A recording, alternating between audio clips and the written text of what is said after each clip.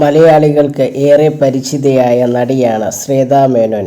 അഭിനയത്തിന് പുറമെ modelling, television അവതാരിക എന്നിവയിലും തന്റെ കഴിവ് തെളിയിച്ച ആൾ കൂടിയാണ് ശ്വേത.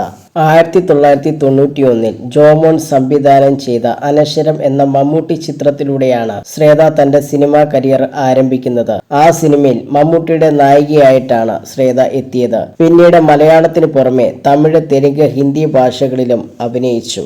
ആദ്യമായി ജീവിതത്തിൽ സ്വയം എടുത്ത തീരുമാനത്തെക്കുറിച്ച് പറയുകയാണ് ശ്വേതാ മേനോൻ ഇപ്പോൾ. മാതൃഭൂമിക്ക് നൽകിയ അഭിമുഖത്തിൽ സംസാരിക്കുകയായിരുന്നു അവർ. അന്ന് ഞാൻ സ്കൂളിൽ പഠിക്കുകയാണ്. അതുവരെ അച്ഛനും അമ്മയുമാണ് എൻ്റെ എല്ലാ കാര്യങ്ങളും തീരുമാനിച്ചിരുന്നത്. ഞാൻ ആ സിനിമയ്ക്ക് സമ്മതം അറിയിച്ചാൽ എൻ്റെ അച്ഛനും അമ്മയ്ക്കും ദേഷ്യം വരുമോ അതോ അവർക്ക് സന്തോഷമാകുമോ എന്ന പേടിയുണ്ടായിരുന്നു. അനശ്വരം എന്ന സിനിമയ്ക്ക് വേണ്ടി മമ്മൂക്ക അന്ന് ഫോണിൽ എന്നോട് ചോദിച്ച കാര്യം എനിക്കിപ്പോഴും ഓർമ്മയുണ്ട്. എൻ്റെ ഹീറോയിൻ ആകാൻ പറ്റുമോ എന്നാണ് അദ്ദേഹം എന്നോട് ചോദിച്ചത്.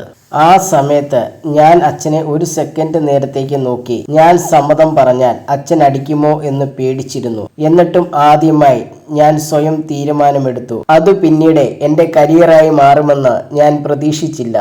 അന്ന് എനിക്ക് 50,000 രൂപയാണ് സാലറിയായി ഉണ്ടായിരുന്നത്. ഞാൻ അന്ന് ഒരുപാട് സന്തോഷിച്ചു. 1991 ഇതെന്ന് ഓർക്കണം. സിനിമയേക്കാൾ ആ പൈസ കിട്ടുമല്ലോ എന്നായിരുന്നു ഞാൻ ഓർത്തത്.